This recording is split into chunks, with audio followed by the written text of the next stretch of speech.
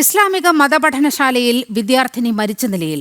കൊല്ലം Pooyappally road വിളയിലെ മദ്രസ ഉമ്മുൽ മുഹ്മിനീൻ സഫിയ എന്ന സ്ഥാപനത്തിലാണ് സംഭവം.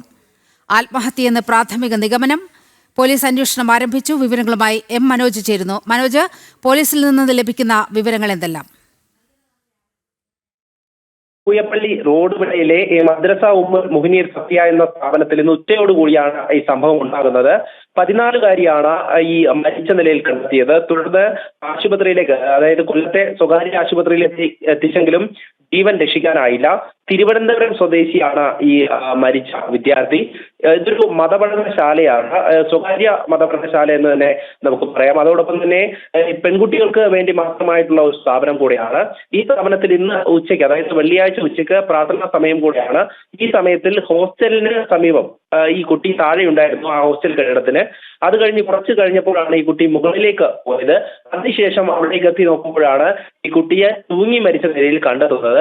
തുടർന്ന് അവിടെ നിന്നും ആശുപത്രിയിലേക്ക് എത്തിക്കുകയായിരുന്നു. പോലീസ് ഉടൻ തന്നെ വിവരമറിഞ്ഞു, അന്വേഷണം ആരംഭിച്ചിട്ടുണ്ട്. പൂയപ്പള്ളി പോലീസാണ് ഈ സംഭവത്തിൽ അന്വേഷണം തുടരുന്നത്. കുട്ടിയുടെ വീട്ടുകാർ, അതായത് തിരുവനന്തപുരത്ത് നിന്നും കുട്ടിയുടെ വീട്ടുകാർ കൊല്ലത്തേക്ക് വരുന്നുണ്ട്. ഏതായാലും ഈ വിവരം അറിയിച്ചതിനെ തുടർന്ന് കൃത്യമായിട്ടുള്ള അന്വേഷണം പോലീസിന്റെ ഭാഗത്തു നിന്നും ഉണ്ടാവണമെന്നുള്ളതാണ്. അതോടൊപ്പം തന്നെ മറ്റെന്തെങ്കിലും കാരണങ്ങൾ ഇതിന് പിന്നിലുണ്ടോ എന്നത് പോലീസ് പരിശോധിക്കണമെന്നാണ് പറയുന്നത്. കുട്ടിയുടെ മാനസികാവസ്ഥയെ പറ്റിയിട്ടൊന്നും പോലീസിന് ഇതുവരെ പ്രാഥമികമായി കണ്ടെത്താൻ സാധിച്ചിട്ടില്ല. എന്തായാലും ഒരു വിദ്യാഭ്യാസ സ്ഥാപനമാണ്, ഈ മതപഠനശാലയാണ് ഈ റോഡുകളിലുള്ളത്.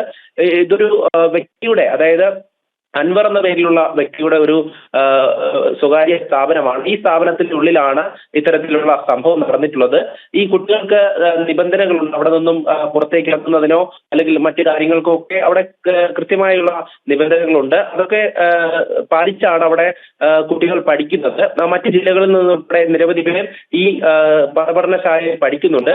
അതിനിടയിലാണ് ഈ 14-കാരി ആത്മഹത്യ ചെയ്തിരിക്കുന്നത്.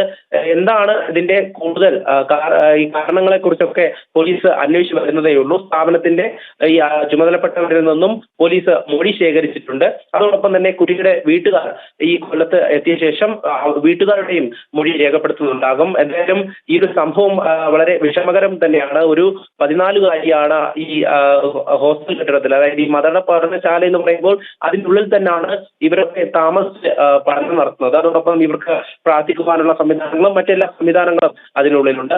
ഈ സമയത്താണ് ഇത്തരമൊരു മരണം നടന്നിരിക്കുന്നത്. എന്താണ്, ആത്മഹത്യയാണെന്നാണ് പോലീസിന്റെ പ്രാഥമികമായിട്ടുള്ള നിഗമനം. നീലിമ. മനോജ്, ഏതെങ്കിലും വിധത്തിലുള്ള ഒരു ദുരൂഹത ഈ സംഭവത്തിൽ ഉണ്ട് എന്ന് നമ്മുടെ അന്വേഷണത്തിൽ മനസ്സിലായിട്ടുണ്ടോ? നിലവിൽ പോലീസ് തരുന്ന വിവരമനുസരിച്ച് മറ്റൊന്നും തന്നെ ആരോപിക്കുന്നില്ല. അതേസമയം തന്നെ ഈ കുട്ടി അവിടെ നിൽക്കുന്നത് കൂടെ ഉണ്ടായിരുന്നവരൊക്കെ കണ്ടതാണ്, താഴെ ഈ കെട്ടിടത്തിന് സമീപം നിൽക്കുന്നത്. അതിനുശേഷം ഇവരിൽ നിന്നും ഈ കുട്ടി ഒറ്റയ്ക്ക് മുകളിലേക്ക് പോവുകയായിരുന്നു. കയ്യിൽ ഷോൾ ഉണ്ടായിരുന്നു എന്നുള്ളതാണ് ലഭിച്ചിരിക്കുന്ന വിവരം. അപ്പോൾ കുട്ടി ആത്മഹത്യ ചെയ്തത് തന്നെയാണ് എന്നുള്ള ഒരു നിഗമനത്തിലേക്കാണ് പോലീസ് എത്തിയിരിക്കുന്നത്. എങ്കിലും എന്താണ് അതിനുള്ള കാരണം എന്നതിനെ കുറിച്ച് കൂടുതൽ വ്യക്തമല്ല. പോലീസ് പരിശോധിച്ച് വരികയാണ്.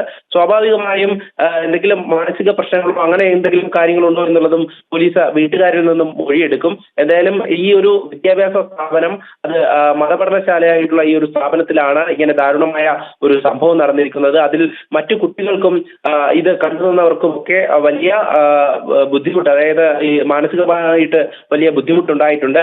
എന്തായാലും ഇതുമായി ബന്ധപ്പെട്ടുള്ള അന്വേഷണം പോലീസിന്റെ ഭാഗത്തു നിന്നും തുടരുകയാണ്. നീലിമ.